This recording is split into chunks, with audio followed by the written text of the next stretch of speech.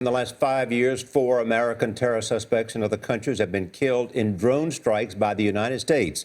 The Obama administration now considering attacking another alleged American terrorist in Pakistan.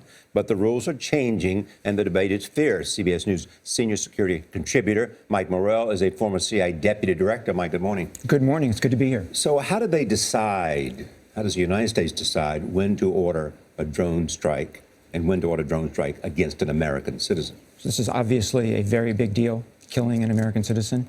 The process is rigorous.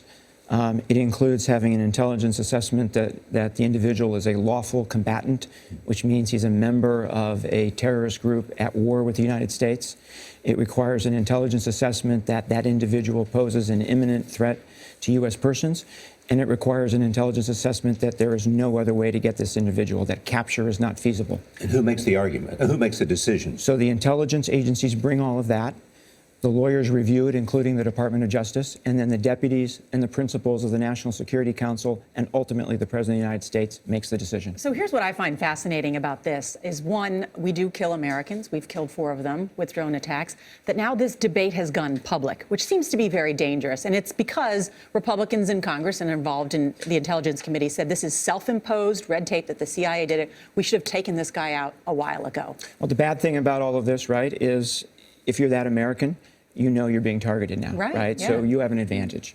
But what the president has to do here is weigh a couple things. One is make sure that there is due process for killing an American. That's a constitutional right. And he has to do that process against the risk of this individual doing something before that process is done. Mm-hmm. And he also has to weigh what he wants is transparency, being able to stand up and tell the American people why he's killed an American, against the risk of foreign policy damage given the country we're talking about. This was an argument over whether to use a CIA drone or a Pentagon drone. I think it's an argument over how transparent to be given the country we're talking about.